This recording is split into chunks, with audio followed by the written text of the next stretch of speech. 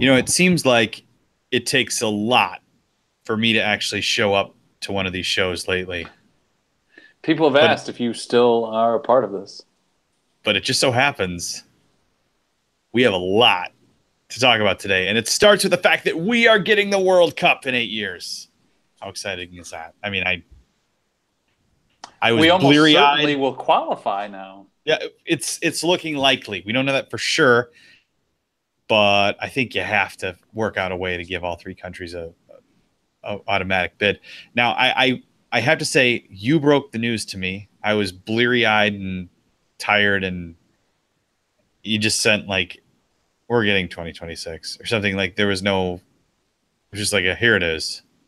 I'm like, okay, I feel good. Today's going to be a good day. I had just woken up myself. So yeah, I don't know what I haven't actually gone back to watch. Before we talk about 2026, I should address this. I haven't actually gone back to watch the last couple shows that you've done.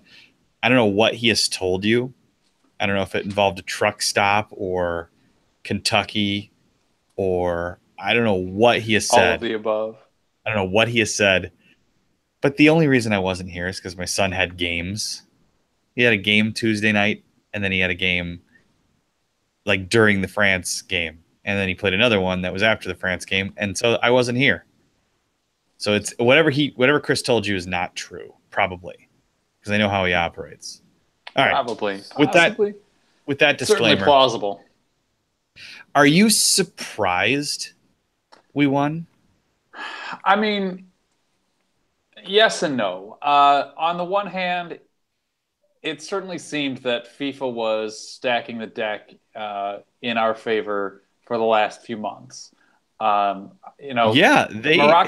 Morocco was making the claim that that really the goalpost kept moving, and I have to kind of agree with them. Yeah, I mean, like suddenly there was that thing about infrastructure and oh, we're going to review this and we're going to score you and everything. Like that was totally just to cut them. And I mean, it's a fair reason to judge on this. Don't get me wrong. I actually agree with them doing it, but they just like sprang it on them and like talk about screwing somebody over. Like if that was so important, why didn't you do it to Qatar?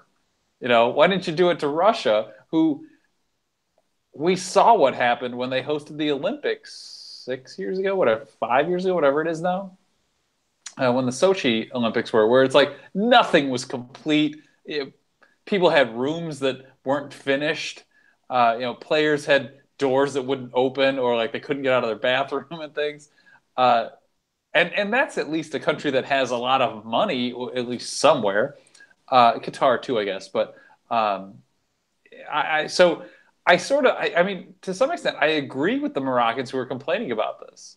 Um, there have been a number of them who've left comments on some of our previous discussions about this, and I don't like. I laugh at some of them because it's just kind of sour grape stuff that they're saying, well, I but mean, I also agree with some of a them. lot of people comment without actually watching what we're Yeah, saying. I yeah, guarantee you, there's yeah. going to be people Oh, like yeah, that were gloating or something. But no, I yeah. was. If we had lost, I was starting to think it might be pretty fun to go to Morocco for a World Cup. So, and the thing that I liked about their bid, and the one thing that they're way better than us on, is that it probably wouldn't have taken so long to get between the cities if you wanted to see a lot of games.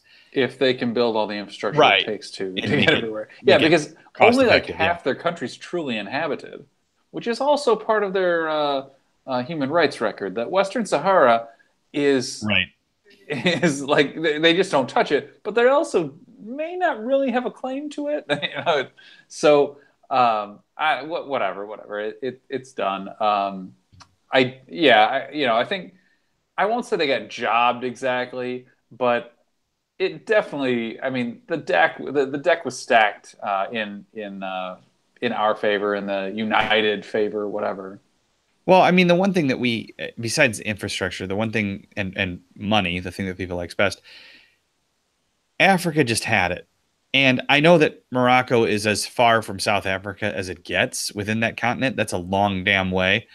And I know that Mexico has had it recently as well in 1986, um, but Africa had it a lot more recently than the North America. So I did have that feeling originally that while you can say I think 2026 would have been what even it would have been fewer years than between like South Africa and Morocco would have been closer or farther apart than say Mexico and the U.S. But things were also different back then. Like there were only really two continents that they played things on. They'd come to Mexico in 1970. 1986 was that the one that was actually That was the one that, yes. Venezuela or somebody backed out of? I can't remember Right, who it was right. now. So even that wasn't supposed to go there originally. So there was kind of a reason. But yeah, I mean, it does seem odd that places like, I don't know, Spain haven't hosted another one, or England haven't hosted another one in so long, and here you'd be going back to some, I don't know, some of the same areas, but at the same time, that same argument can be said about the U.S. I do wonder too if we do need to pull out of Qatar, are we no longer the backup? Would it be England? Would it I would be? assume probably goes England or Germany. Um, I mean, that would you know, be ideal if that could get done fairly soon. yeah, But whatever. maybe France. I was Um, reading that Qatar is going to, because you have to have like a permit or something to drink in Qatar. Like a lot of Middle Eastern nations, you can drink in your hotel. yeah, It's a Western hotel and other scenarios, but they're gonna deal with people who are drunk in public in a light way. Like they're still gonna deal with they them. will only flog them. They will not put you to death. I do wonder what that's gonna be all about, but you'll see. I kind of want to go to that one, and I kind of don't. But I am feeling right now. I kind of wish that I was in Moscow, even though the U.S. isn't there. I'm like, God, I should be there. This is It would. I mean, I've wanted to go to Russia for a long time, and at least see like Moscow. Beyond the fact that the World Cup's there as well, it does, however, like there are a lot of things that kind of scare me about it all, and the fact that like everything you own will be will be hacked within moments of you like yeah. You have to stepping off bring a burner plane there. everything. Yeah, I Yes. mean everything's a burner, which you and I had discussed when we were talking about going that we'd have like burner everything.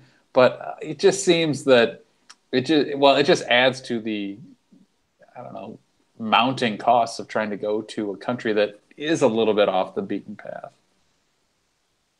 But yeah, it's I saw all the fans today and different the Peruvians and different groups cheering the videos on Instagram and Facebook, and I'm like, God, that would be amazing to be there.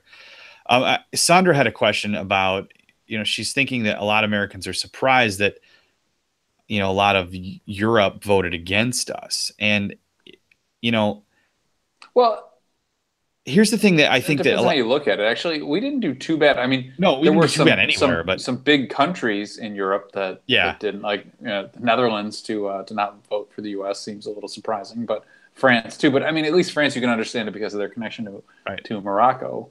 The thing that I think that maybe people don't get is that there's not, if there's a Venn diagram, there's not a lot of overlap here in the US between people who really like Donald Trump and people who really like soccer. Yeah, There's a yeah, lot of I mean, there's a lot of conservatives who like soccer, but there's not a lot of MAGA people who like soccer. yeah, And maybe those people would be surprised that, a country voted against us maybe because of our president.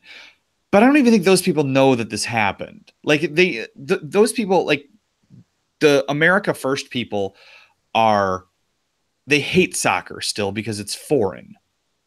It's the stuff that you and I and other fans of this game have dealt with for a long time in this country.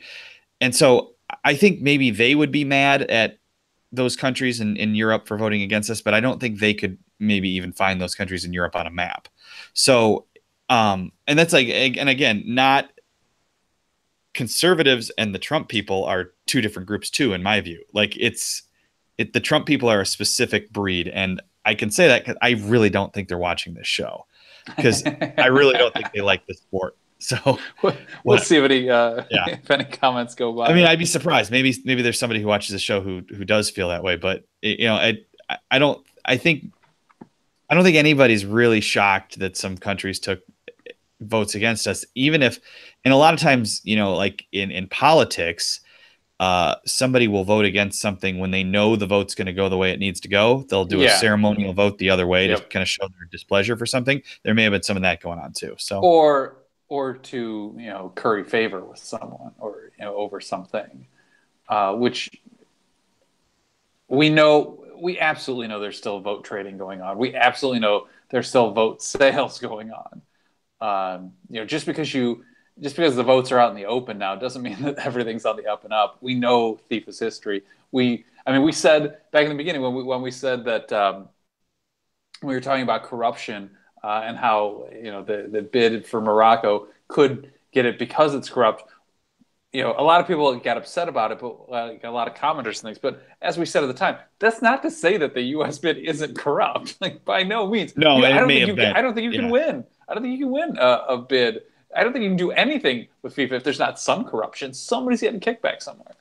But it was just that I think overall, what did it was the kickbacks here are the legal ones that are going to a bunch of small countries. I mean, in a sense we the United bid succeeded through some of what got Sepp Blatter voted in for so long. That so much money was promised to all these small contingents, all these small FAs, and Infantino said, "Hey, there'll be even more if we have, say, a Right. lot more Right. money coming in soon."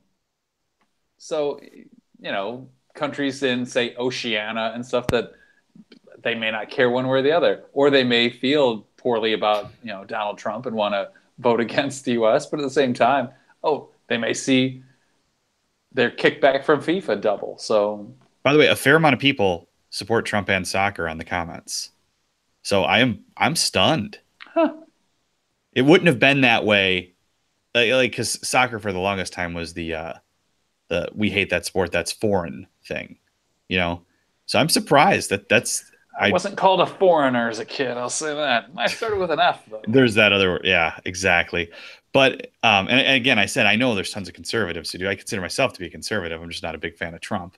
But yeah, that's interesting to me. So that's pretty cool. And that's probably a pretty good sign at how much the sport has grown in this country too. Because if you look at, like I said, there's no way a team would succeed in Atlanta. One of my greatest all-time takes was that Atlanta would not draw. I was obviously pretty wrong about that. So um, that's You were wrong about something? I'm wrong Never. about lots of things actually, but yeah, that the fact that the sports this may show that the sports growing quite a bit if you have groups of people from all over who like it. I forgot to ask you how was panhandling down in the city the other day? See, what did he? I told you he told you guys something that. Jeez. You can't leave at all ever for any reason without. Yeah. Yeah. I've always thought that soccer is free market libertarian, while American football is like communism. Kinda. Alex's dad. I can see that. I mean, it's you could say that about a lot of the setup of American sports. So, That's probably fair. Alex's dad. You're gonna call him Mr. Calabrese? I don't care if it's summer, Alex. Do your homework, please. Get it done. Anyway, yeah. So this will be a number of firsts. Like it's the first 48 team tournament, the first 3-nation hosted tournament, the first 3-time host in Mexico. Which seems that's kinda crazy weird that they are the first 3-time host. Yeah. But it's not like they don't love soccer. It's just I would have thought it would have been Brazil or Yeah. like it is crazy that England has not hosted since 1966. Yeah. Well, God hates England. I mean, let's face it for what it is. True. I do think Australia England would hates be a fun. England. I think When it's not Australia needs worshiping one. it. I think China needs one. Australia would probably be cool. But again, I mean, all those Southern Hemisphere games do come with the risk. I mean, you could do it like in Sydney, places where it's still warm, in I mean, their winter. But Brazil and South Africa were both South Southern Hemisphere. Africa, yeah, I mean, like Brazil was fine. I mean, Brazil was brutally hot in many cases, but I remember parts of Coates in South South Africa, Africa. like Yeah. that was. I don't know that that's fantastic for a lot of these players. I mean, sure, there are a bunch of players who come from that environment and grew up that way or in that same climate. But considering most of the top level soccer is played in the northern hemisphere, it does kind of interfere with the lifestyle you may be used to now. The temperatures your body's used to. TJ, how are things with you? Are you breastfeeding at the moment? I am. You'd be surprised. So, yep. She decided she was making an appearance tonight. So I hope she got a good latch. she does. So the big thing, and another point I didn't bring up, another point that I'm kind of in agreement with Morocco on, because they were really hammering that this was more of a business deal for the United bid than it was like a football deal. They talk about the average, like the way that FIFA's expected to make so much money off the United bid is that the average ticket price is supposed to be something like $430. Now, granted, that's average. I'm sure they're not taking mean, so it's inflated by the opening match and the final, which we know are ridiculous. And luxury boxes, probably. That too. But, I mean, you're probably not getting into the final for under 500, even sitting up in the cheap seats. You're probably spending $2,000 to get a decent ticket, 20 grand or more to sit on the sideline. I would say realistically, if you looked at Super Bowl ticket prices, that's probably what you're going to look at in terms of how it'll play out, or even more. I would guess even more. I mean, based on one, it being a rarer event, two, it being even rarer still to be in the U.S., and then on top of it, like I don't know how many games some of you guys attend, like top flight games in the U.S., but the prices have skyrocketed over the last 10 years. I mean, there were times going to U.S. games, like the first U.S.-Mexico game that Pat and I went to, I think tickets were $20 or something like that. Yep. They were 120 or something like that the last time. Yeah. Although the Borussia Dortmund-Manchester City match is now buy one, get one free if you want to go. Really? Yeah. Damn it. I know. No, Ozzy's saying... I got my tickets, but I didn't get buy one, get one free. Ozzy was saying the World Cup was 94 was the most attended. I thought it got passed, but it took... It got passed by Germany? Germany, I think. Right, for a 32-team tournament. And I think, I think that's the first time that that it was passed financially, too. But, I mean, it took 12 years, and they expanded the tournament to do it. So, still, there are lots of reasons for the U.S. to win it. Have you guys looked at these cities who are potential hosts? There are 17 of them. I assume technically there's 23, but and the 3 Mexican cities will get games, and so we'll have to pare down our. Yeah. The talk is there's 17: Atlanta, Baltimore, Boston, Cincinnati, Dallas, Denver, Houston, Kansas City, LA, Miami, Nashville, New York, of course, Orlando, Philadelphia, San Francisco, Seattle, and Washington, D.C. I think I have them all right there. I don't think I missed any. So no Chicago, obviously. We talked about the fact that they pulled out. And Chicago and Minneapolis both backed out. And in Canada, no Vancouver, which is sad. But there is a giant... I mean, Edmonton, I think, is one of Canada's 3. I don't have it written in front of me, but I think that's one. But there's a giant, gaping hole of an area that there are just no games, no chance of any games occurring, that covers the entire northern Midwest, the plains, and then that whole same part of Canada too. Right. You got to go all the way to Edmonton. But you do have Seattle, so I mean, essentially you have a Vancouver suburb in there. So true. I expect Seattle to get it. I would think they would definitely, yes. I mean, my guesses are Seattle, San Francisco, and LA on the West Coast. Atlanta, Well, Washington, D.C. and New York. New York, we know, at least we can pretty well assume, one, because it's New York, but they have said the final will be played at Giant Stadium. And then I'm guessing either like Miami or Orlando will get it on the East Coast as well. I would think Miami, just because it's where the players want to go and things. But at the same time, the huge Brazilian population in Orlando may get it just because of that. Also, no problem with hotel rooms there. Not that there's a real problem in Miami, but in what is it? But San Francisco is technically it's Santa Clara. It'll be Santa Clara. It won't actually. Yeah. It'll be where it's technically Bay Area. It's not specifically San Francisco. So I mean, and I would think and I would think Miami, just for the amount of money they've put into that stadium and made it into, as awesome as it is. There is that. I would say Orlando doesn't have anything that still has quality that big. I mean, they could by then, but true. And I, a couple of things I saw today, as the Bro Rel guys pointed out, that all of them are MLS cities. Well, but they're also all NFL city. I mean, they're all NFL stadiums that they're looking at. None of these are. I would say the Cincinnati or Nashville. One of them will host, the other one will go away, and both of them, I think. And then somebody was also saying or complaining, going, "Well, they're going to extort money into these stadiums." Yeah, probably. All these, especially when you start looking at Baltimore, Nashville, Kansas City, Cincinnati. Those are NFL stadiums that have been around for a little bit. So, they'll probably throw some money into them to upgrade them. And it's just the excuse the NFL owner needs to extort some money from the city. No question about it. But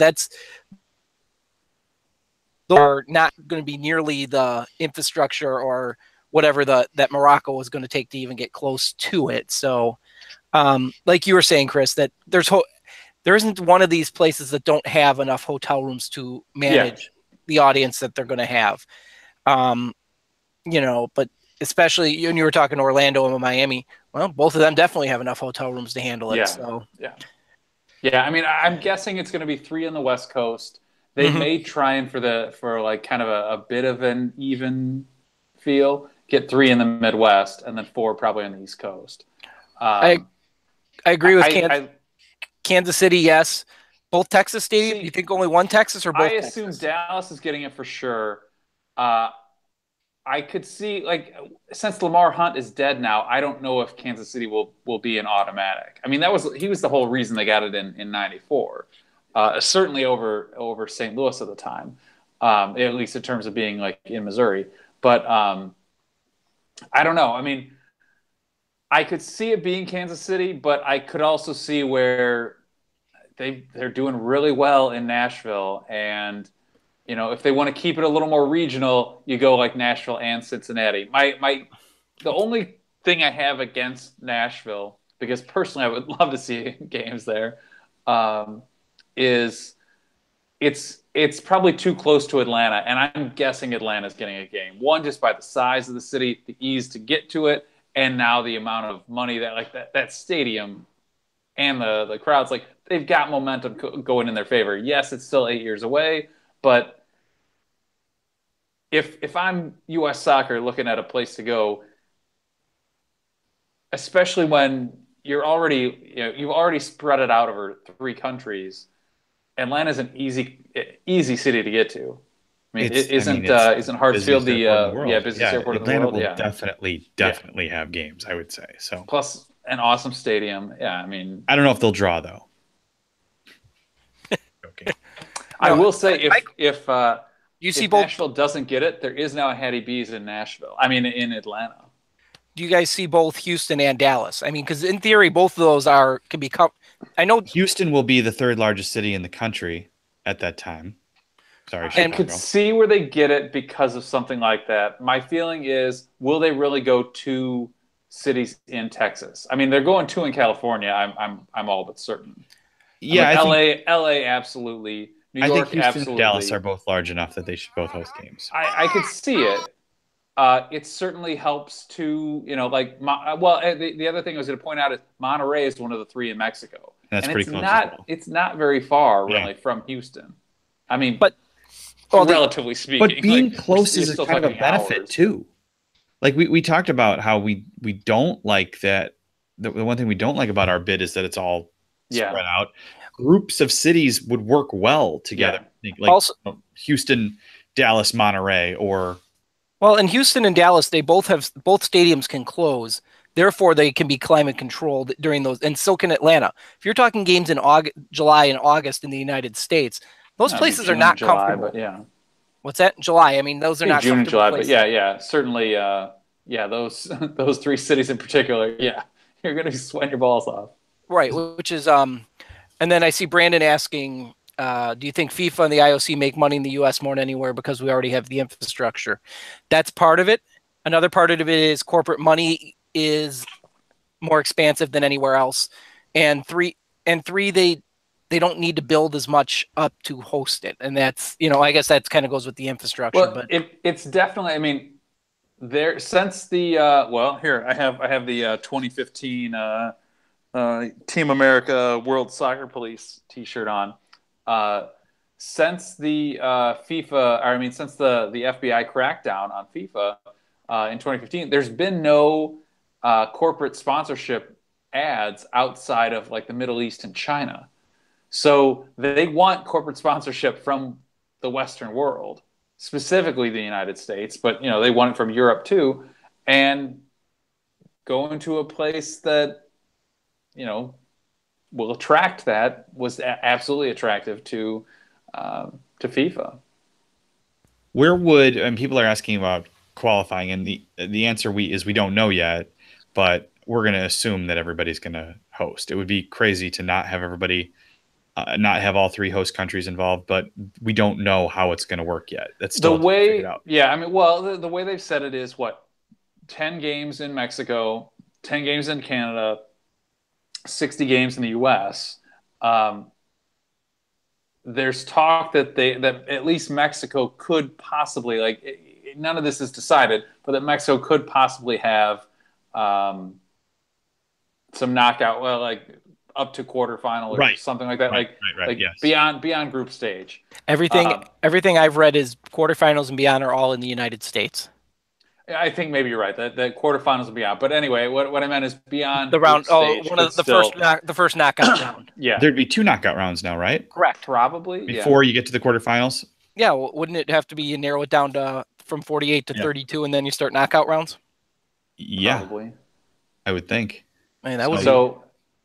Yeah, I mean, you could certainly see where they play in somewhat of a regional bracket. It makes sense, like we said, and I know I did some story on this, I don't know, 6 months ago, whatever it was, when I was complaining about the fact that we were going to run in a joint bid. Maybe it was more than a year ago. I don't remember. Saying that it would make sense to do it in some kind of regional blocks because it just cuts down on travel time for the players and teams as well as the fans. I think it wasn't that what happens if you got to go from Guadalajara to Montreal to you can't Seattle. You can't have them do that. Yeah. Wasn't that one criticism of the 94 bid was the amount of travel that was involved with those teams? That I know they played 2 games in one site and moved them for the third or something, or tried to, or at least that way. But some of that travel, I mean, think of the United States. They went from Detroit to Los Angeles. Yeah. And they played LA in their last 2 games, but so, I mean, just moving them around could be problematic. And you would think that you would want a situation where Canada's playing its games in Canada, the U.S. is playing its games in the U.S., and Mexico is in Mexico up until so. Well, and would do you want Mexico in Mexico, or you don't want to put them in Dallas where they're going to draw even more? I wonder where Mexico would really want to be. They have an obligation to be in Mexico, but I think they'd probably rather be at the Rose Bowl or It won't be the Rose Bowl though, but it's not going to be the Rose Bowl. It's going to be that new stadium in California. That's due to open in the next couple of years. The Rams Stadium. Stan Kroenke's. Stan Kroenke. Yeah, Arsenal West. Yeah. See, that's why Arsenal has no transfer budget, guys. Puts it all in the stadium. They're doing all right. If any of these transfers that look like they're coming through happen, And Arsenal's still going to shit the bed Arsenal's because that's what finally. Arsenal does. Hey, all I gotta say is we're finally addressing the needs that have been there for like 8 Yes. years or more, depending on. They're signing players that fit needs and not just another attacking player. So, all right. So what else is going on, boys? there's going to be a World Cup tomorrow. Oh yeah. And I am pretty excited considering on October 10th, was it? I was not feeling too good about this World Cup. I'm pretty excited. It's almost like I get to just sit back and enjoy it and not feel any stress too. Like that's what I'm looking forward to, because I hope this is the last time I have to not feel stressed before a World Cup. But I'm enjoying the idea of just sitting there and watching the games and having fun. And not Isn't it the first World Cup that I've not taken days off work since 2002, I believe.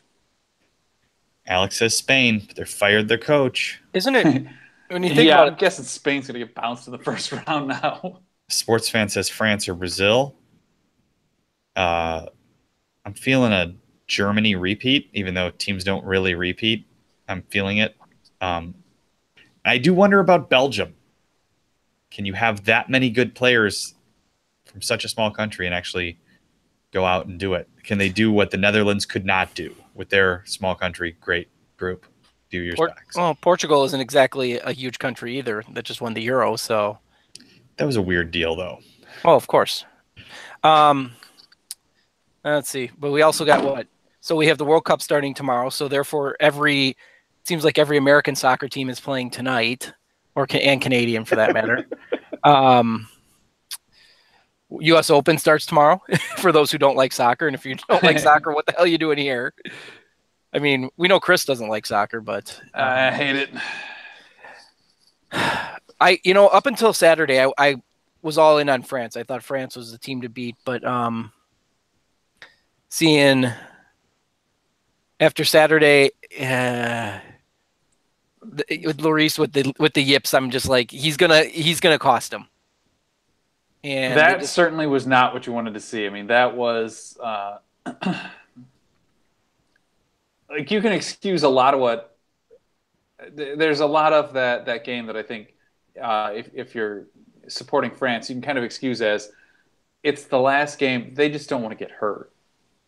You know, they weren't playing with their foot on the gas. They weren't trying to go all out. But something like that, you are a world-class goalkeeper. You are at different times in probably top 5, at least top 10 in the world, and you let a shot get past you at the near post.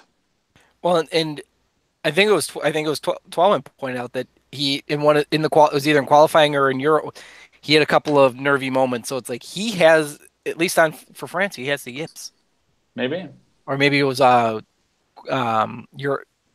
UEFA, but I mean, still, if he's gonna have trouble with big games and stepping up, not so confident. I'm starting to agree with you. I think Germany, but again, don't they have goalkeeping health issues? Well, Manuel Neuer is going to start and captain the team, so if he's fine, I mean, he was out for most of the season, but if he's his old self, I do not think they have any issues. It does seem strange that they're going with him after essentially being out for a year. Yeah. I can understand still taking him. I mean, there's a reason the guy's been the number 1 in the world for at least like 4 years now. Having said that, Ter Stegen is what, number 2? Number 3? Close. He's right up there. And then Kevin Trapp is their 3rd. Like it's insane how good they are at I mean, really every position, but that's just one of them. I think they're going to repeat. They're just so, and I know they didn't win the Euros, but they're just so freaking. They're a machine. And they don't have, who's their best player? Muller, Ozil. I would say I give the nod to Muller over Ozil. Toni Kroos. I mean, he's obviously hugely important, but they don't have a gigantic super. They don't have a Neymar or a Messi or somebody like that. But at every position, Kimmich and Hummels, and at every position they're just so good. They are stacked. There's no, you don't go, well, how did he make the team on the German national team? They've got a Jerome Boateng, not a Kevin Prince Boateng. I mean, Sane was left off. I think they repeat, but we'll see. The only, and I know Alex, you really should be doing your homework right now, buddy. Summer or not, you still have summer school, buddy. You got to get your homework done. We don't want you to have to repeat 7th grade. So, but Alex was pointing out Spain. Yeah, they fired their coach. They still have David De Gea. He's going to keep them around a long time. As long as they have any sort of defense, he keeps them around. I mean, it was like Buffon with Italy. You steal games that you shouldn't win because he's that good. Yes, Simon, we'll see you in 2026. It's true. That's true. Jamaica can now qualify, yo. What did they say? Or is it 5 plus a playoff, or is it 6 at a playoff? 6.5. So 6.5. All right.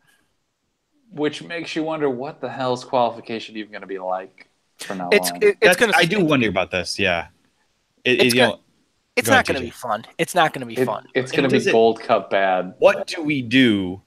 What does Mexico do? What does the U.S. do? And what does, I guess, Canada do to fill the void of not having big matches? Well, but aren't they starting the CONCACAF League? Kind of like what they're I don't know how does that supposedly work. Yes, but it then. Well, it's still unclear if we'll all have automatic bids anyway. Right. I mean, it's presumed, especially I would hope in such a big tournament, but at the same time, I mean, you're talking about half of the conference's bids already being given away. That said, so you have Costa Rica. We should have had 3.5 teams in it to this point. Now we're doubling that, and whatever. I'm not expecting high quality from qualification now. No, there's going to be a whole lot of bad in there. There's no question about it in some spots. Whatever. It'll still be fun. We'll still go watch it.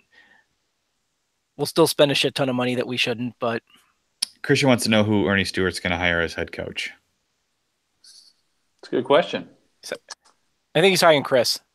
I think Berhalter's a favorite. Absolutely. There's been talk of him and Ernie Stewart being friends anyway. They both have a history with the national team. Berhalter was a long time solid player on the team. So and has worked well in MLS.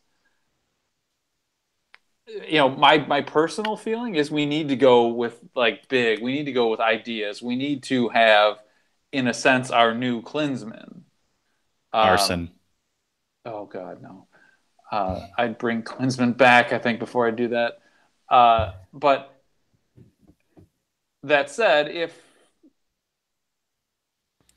I look, whatever, I'll support the next coach, Bruce Arena. My hope is it is some kind of a name that we're doing something to draw LVG people. Though I highly doubt it's going to be LVG. I can't imagine it would be him. Yeah, LVG at this point, LVG is becoming a retread. You know who I want if we're going to go with a bigger name international coach? Juan Carlos Osorio.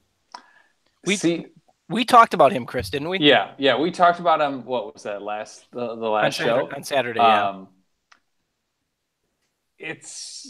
It's not the worst thing. Like, on the one hand, I don't want to share a coach with Mexico. That said, he's a good coach. He knows the U.S. He's very familiar with MLS. Part of our joke the other day was I said, what if we got Osorio after this? We'd have back-to-back fire coaches.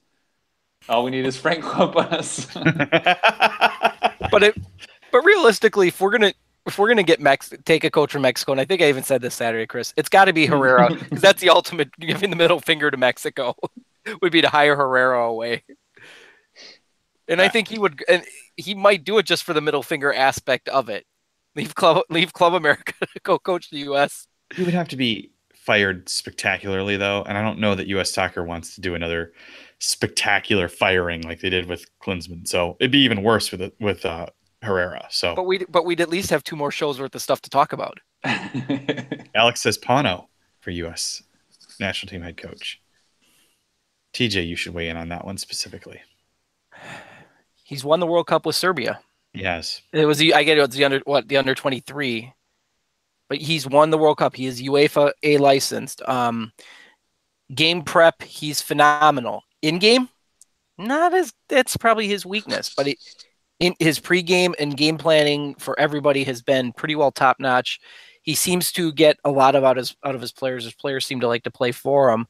But like I said, in game, it seems like the adjustments at halftime usually is where he falls short. He has no chance, but I could think of a lot worse ideas out there. I mean, like I said, anybody who's got a UEFA A license to me, especially if they know the MLS in the United States, it shouldn't be a name you just dismiss out of hand. So that's why I'm a big fan. Berhalter's another. That's why I like Berhalter. He's in that one too. To me, I still think Perea would be the one I would want if you're going to stay within the United States and MLS. I think he's shown to be the best coach out there that there is right now. Or like Chris said, then otherwise you go for a name. You back up the Brinks truck. I like Oscar Pereja too. There are some choices in MLS or in kind of U.S. soccer that I'm not totally against, but yeah, my feeling is this is the time to set a new course. You need ideas. You need a name that is going to draw attention, and I'd like to see that again. Now is the time to do that. One of the things excuse me. One of the things I think I brought up the other day is if you are talking about maybe like an MLS guy or say a lower rung kind of national team player, like Berhalter was there forever, but he's not like the best of the best that play for the U.S. or something. It's not like bringing Landon Donovan in or something. It's just a solid national teamer. The thing is, there was talk that maybe there were people on the team that didn't like Bruce Arena, and I think some of this may have been led by Jeff Cameron, but it did sound like maybe there were others too who felt like, you know what, I've played at a higher level than you. I know more than you. What do you have to tell me that I haven't figured out or learned on my own? On the one hand, I would say we have a really young team right now. So now's kind of the time that it's sort of like training the elephant with the rope that they don't, by the time they're full grown, they don't understand that they can snap the rope. Now's the time that those guys still can impress upon younger players. But we are looking at having guys who could presumably have much higher trajectories than we've seen in the past. Do we need a coach who can take that from them? Who can add to that level of play as opposed to just finding the best, drawing the best from a limited talent pool. Chris, you're 100% right. And I've seen a couple of people, and Alex is the latest one, mentioned Tab Ramos. If they wanted Tab Ramos, they'd have him already. They don't want him. Yeah. I'm convinced of that. Tata Martino. Yeah, Tata Martino would be another one I would be okay with. He gets it all. He checks all the boxes. I'm going to throw another name, and I think it would fit Chris's. It would fit Chris's big name. It would fit. Knows the United States. It fits my category. He's got a UEFA license. Would be NYCFC, Patrick Vieira. Well, if he hadn't just signed, who is it, Nice? Where did he just sign with in France? But otherwise, he had crossed my mind as we talked about it. He was kind of who I wanted when they were going more like of a possible player or a younger coach at Arsenal. I didn't want why am I suddenly trying to blank on his name? Who used to play for us, played for Everton too. Coaches at Man City. Almost took the job. Mikel Arteta. Mikel Arteta, thank you. I didn't want Arteta. I wanted Vieira. My feeling about Tab Ramos is he may actually be the guy in the future. I don't think he's ready for the job yet. But he's like 50 and now, I guess isn't he? somewhat. Yeah, he is. Yeah. My feeling is he needs more. I'd like to see him have a top flight coaching job somewhere. And I feel like that's why they didn't take him back in November or whatever. The problem becomes if you run him out now, maybe you kind of ruin him from taking it when he could actually have the job. But at the same time, because they didn't take him, would he ever accept it now? Or does he feel kind of jilted and he's done with it? That I don't know.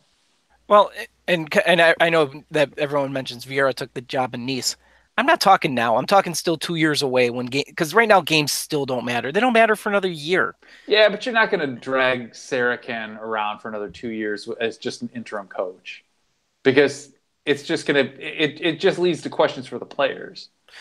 Perhaps Sarakin would probably do it, and on the one hand, I don't see a problem with it because you're right.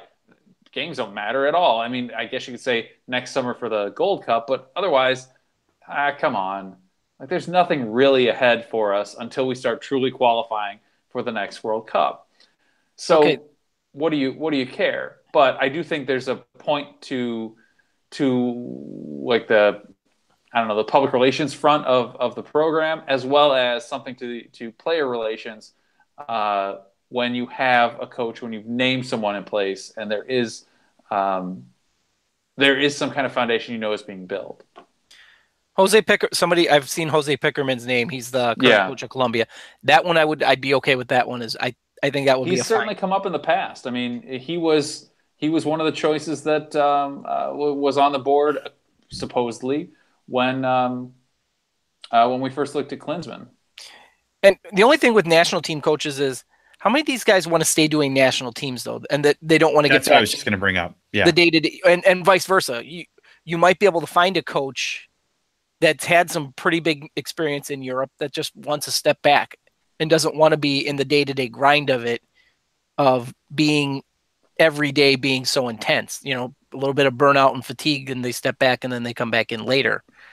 And it's also there's a little more security because it's usually going to be a 4-year job instead of a 18-month job or whatever the average club job is these days. It's a little longer period of time that you're employed, and it's a lot less day-to-day coaching and dealing with stuff. So that's why it was perfect for Klinsmann, because he could live in California even when he was coaching Germany and still be okay. But yeah, I think you kind of have two, like people jokingly bring up Pep. Pep to me seems like a dude who would never want to coach a national team unless that's like the last thing he feels like he needs to prove. Like you have club coaches like Klopp and Pep and guys that are really wanting to be involved day to day. And then you have guys like Klinsmann who are more of a national team coach who just want to sit back and look at things and do it in bursts. So I think we'll get, that's why, LVG might be a national team coach at this point more than a club coach. I don't think we're going to get him, or nor do I really want him, but the quotes would be outstanding. They would be outstanding. Luis Enrique. If he wants to come here. Spain. Will he be doing Spain soon enough? He might be, but you never, again. Steve Sampson. I had to laugh. You've got to listen to the Bora too. If you haven't listened to Roger Bennett's American Fiasco podcast about the '98 World Cup, you need to. It's awesome. Well, by the way, VAR just took out Johan Kappelhoff. You got a red card from video assisted replay. What is it? Still 2-2? Still 2-2. Okay. Four goals in the first 24 minutes, and now nothing. Oh God! Christian asked, how many foreign coaches have we had in U.S. history? Moltenovich. It's a number. I mean, yeah, Bora's in there. Klinsmann, That's the of last. Course. Klinsmann, yeah, Klinsmann. Those are the last two since the 90s, but I'm trying to think who was You got to doing go it back back in like before. the You got to go back, 70s and obviously, stuff. before Gansler. Yeah. Gansler was there a long time, wasn't he? He was there. Well, who was 86? Oh, like that 80s period. I don't know. I don't remember now. Robert's asking I about. thought we had somebody English in like the 70s, but I can't remember who it is now. Robert's asking about Klinsmann spilling beans on the British Match of the Day coverage. Doesn't he have a non-disclosure? Isn't that why he's not talking at all? I would expect he does. He got paid a healthy amount to leave. Yeah. So no, I do not think he will be. Why is U.S. soccer hesitant to foreign coaches? Christian wants to know. At this point, a lot of it's because they feel like there are differences between MLS and a lot of foreign leagues, and you need to understand the setup and the relationship with MLS. I don't know. Yeah, I guess I don't think that it's that hard to learn. Yeah, like seems like the smallest thing to learn, but yeah, it's. I think historically, I think you just at times the federation felt like it wanted to be patriotic and hire an American coach. Like people are saying, Steve Sampson did not do well, did not handle things well in '98.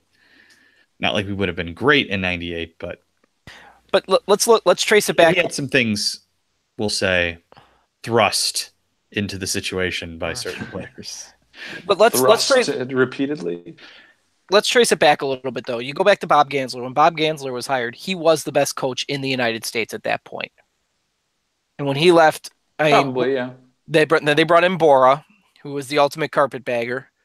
And then you went to the best coach the United States had after that. Wasn't Bruce Arena? No, it was then it was Steve Sampson and his hot garbage. But then you went back to the best coach in the United States. It was Bruce Arena. Bradley was an interim that held on, but he turned out to be one of the better ones we've had. And then they went to Jurgen. I mean, and then they went back to Bruce because that was, desperate times call for desperate measures, and Bruce just decided he was going to shit the bed. I think he just needed his adult diaper change. That was all Bruce's problem. So, and Jurgen wasn't like truly bringing in a foreign manager either. He lived here, and had for a long time. Yeah, he's lived in California for almost 20 years, hasn't it? Yeah, he's got an American family, and he obviously is German, but he's probably as much American at this point as he is German. So.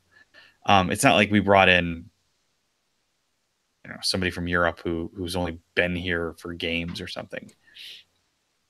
I wonder how we got on it was Christian's question a long time ago, but that was a really long answer because that wasn't even something we were going to discuss tonight. But that went a while. We seem to keep coming back to that question. I've seen that like 3 or 4 times, and we come back to it because it's fun to talk about because we really have no idea. There isn't any, and we are getting closer to the point where something may happen here after this tournament, maybe. So, it'll be interesting to see. And I don't know that there's a name. Like, I don't know that I'm going to be stunned by who we hire. Like, I think it could be anywhere from like Tata Martino at the top end or somebody like that down to we keep Dave Sarakin. And I think anything in that window. Yeah, we haven't talked about that, but I would not be stunned by any of that. A little bit, like the longer Sarakin hangs around, is he truly interim? Again, I don't like keeping an assistant to the guy who oversaw the failure, the biggest debacle U.S. soccer's had in 30 years. But but we're still a year away from games that matter. Yeah. You're not in a hurry. You're looking for the right one. I think, Chris, we were talking about it the other day, and I'm sure we've brought it up more than once. After this World Cup cycle is over, that's when you're going to be able to start looking for who's going to be out there, who's going to be available, if there's guys you want. Yeah, but, I definitely wanted to wait until after the World Cup to make our decision because there'll be guys available. I don't. I wouldn't be surprised to see Dave Sarakin return to the bench in some capacity. Yeah. Oh, which I we've wouldn't have a mentioned as problem with that. I well. feel like he's kind of earned it. The one thing, while I was just saying, I don't want to see an assistant to the guy who oversaw our biggest failure. At the same time, he's made a number of the choices that Bruce Arena probably should have. Some of the things he's done have been very Yeah. positive. His focus on youth, on finding the next generation of guys, to me is a positive thing because realistically, if you're just an interim manager and you feel like you're done in 6 months or whatever it is, what incentive do you have to truly look for the next generation of players? Why aren't you just looking to like pad your stats so at least when somebody goes and looks at the Wikipedia page, says the national team managers, it'll say like Dave Sarakin 4-0 or something, whatever it is, Like why wouldn't you want that personally? He's actually doing what he should, what we want in terms of the bigger picture. I have to give the guy a lot of credit for that, even if I haven't always agreed with some of like his lineup choices or whatever. I do have to give him credit for looking to the next generation of players. Well, and you got sports fans saying that if they didn't go do it with the youth team, nobody'd be watching. Nobody's watching them anyway. I mean, they're playing. Yeah. They played it. They played in North Carolina with 9,000 people. I mean, they're not exactly so they say. right. Well, that stadium only 4.5. holds 10. I don't know. Philadelphia had maybe 10,000. They're not. People aren't showing up to watch them right now, and nor should they. I saw somebody else mention Jesse Marsh. Jesse Marsh is not going to go to the U.S. national team. He's going to Leipzig. I don't see him hanging around for this. He's in the Red Bull system, and if he doesn't go to Leipzig now, he will eventually. I just don't see him going there. Caleb Porter, no. Eric Winalda. If you want better quotes than Van Gaal, it'd be Eric Winalda. But only if he has John Harkes as an assistant. Only if he has John Harkes as an assistant. What would happen if Ian Harkes came up? That is incredible. Would he sleep with Winalda's wife too? It's just, I don't know. All right, so we talked about 2026 and we talked about the World Cup, and then we talked for a really long time about who's going to be our next national team manager. We should probably let's do score predictions for Russia and Saudi Arabia. Quickly though, while we're still on U.S. stuff, we haven't talked about the women's game. Yes. Last night, the women took on China Electric Boogaloo. The second game in 5 days for them versus the same opponent. I always find this weird in the way the women do this. I get it because you got to kind of strategically place the games on these travel arrangements for teams that don't make as much money. But still, we play 2 games against the same team in 2 different cities. Whatever, it's weird. Well, but it's also not the FIFA window, so it's a matter of if you're going to bring somebody in, you got to play them a couple of times, so at least they're not these other federations aren't wasting their money, or whatever the U.S. is subsidizing. Yeah, whatever the U.S. is paying them to come. Yeah. Anyway, we won 2-1. That follows up on the 1-0 win the other day. Neither game was fantastic. There's still a lot of questions, I think, about the women's team. I mean, you could say that some of it, and we've said this numerous times, I think it's that the world's just kind of catching up. That women had kind of a head start on everyone else, and as the women's game is becoming more of more of a reality, more of something that is actually played and supported. Yeah, elsewhere that's not in the world, a knock on us either. That's just It's that when people say, "Oh, well, at least the women's team wins," I don't think in the future it's going to be that way. I think the field is flattening or shifting the other way right now. China clearly was not as skilled, but they played a good defensive game. Megan Rapinoe scored off a header. Kind of poor defending in that case. They left her basically wide open at the far post. About the 35th minute, there was an earlier goal that was called back. It was called back on offsides.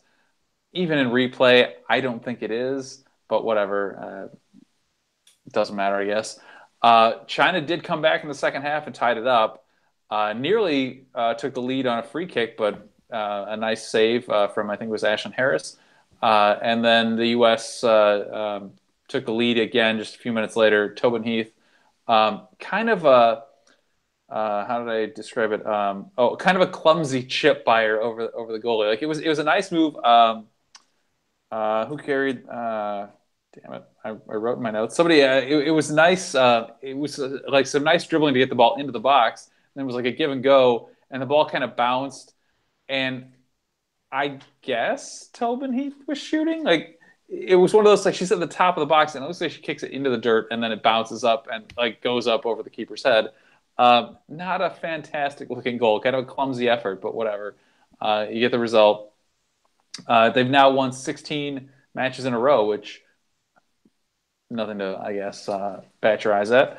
Next up, Japan in the Tournament of Nations next month, and it's now a year away from the Women's World Cup. So next summer we'll have relevant games for both teams.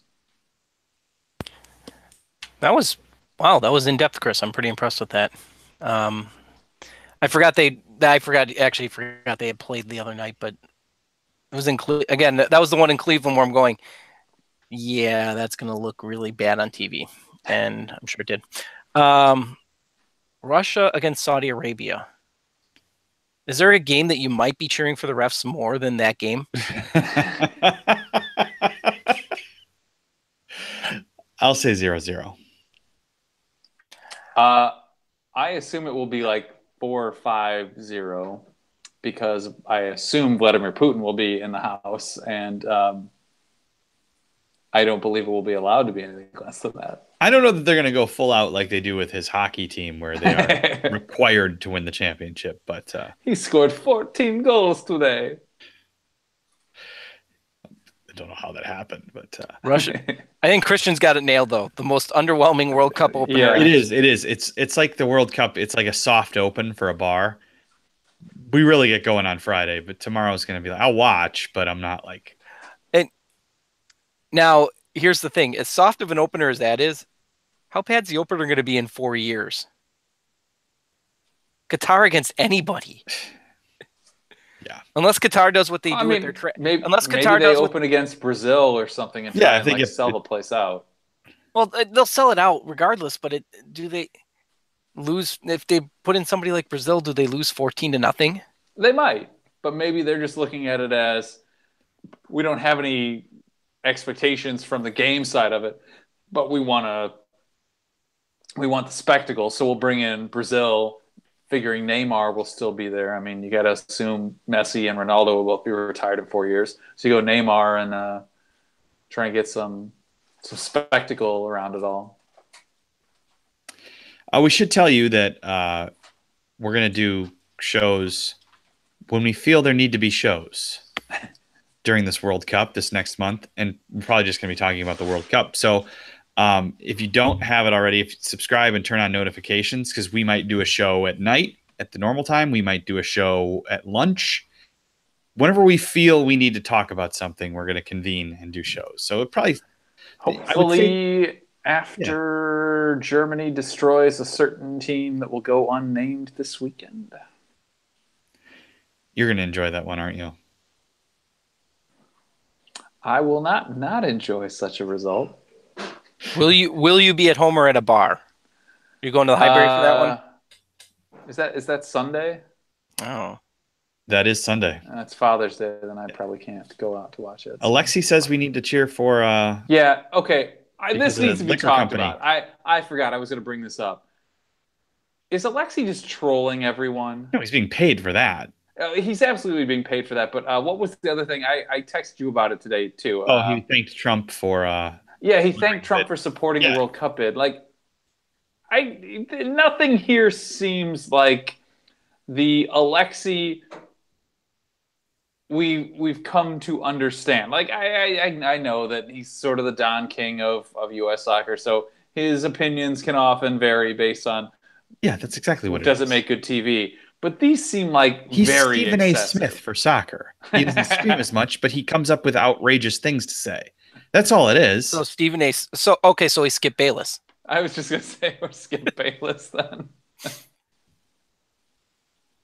Yeah. Is he taking one too many headers that he's starting to lose his, becoming like later years John Madden, Terry Bradshaw, pretty much his entire Fox career, Skip Bayless, where they kind of cross over that bridge to going from being edgy to just being outright batshit crazy. And I think Lexi might be getting there.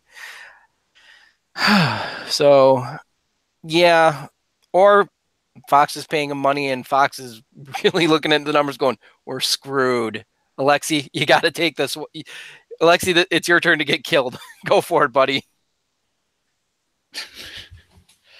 All right. So, yeah, we're going to do shows whenever we feel like it, pretty much. I would say probably Tuesday nights we'll be here. Probably. Maybe. But it'll be when there's stuff to talk about. So, and hit us up on Twitter if you want to talk about the World Cup. It doesn't have to. We're still a U.S. show, but I think the next month is going to be, we're kind of taking that off.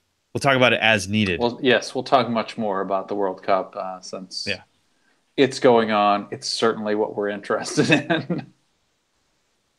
Yeah, there's an alternate universe where we're in Moscow right now, trying to figure out how not to let the World Cup fan TV, yeah, KGB hack into our show or whatever. So. But will we have a special guest? Would we have had as special of a guest as we had in Lance Armstrong in Columbus? That was special to see him that ill. Drink strong. Drink strong. Drink strong. All right. Go to the website, the Facebook, the Twitter, the Instagram. They're all USfanTV. TJ, do you have any final words? I keep coming back to, I'm just going to go with my World Cup prediction. Go Tunisia. I'm all about Tunisia for this World Cup. Chris? Vamos, Argentina. You're done. And I'll say, somebody had this question earlier about Christian Pulisic's middle name. Yes, it's Mate. I believe that was his grandfather's name. But could you imagine how perfect that would be if he went to Liverpool? It's Christian, mate. All right. Have a happy World Cup. We'll see you soon. You're done.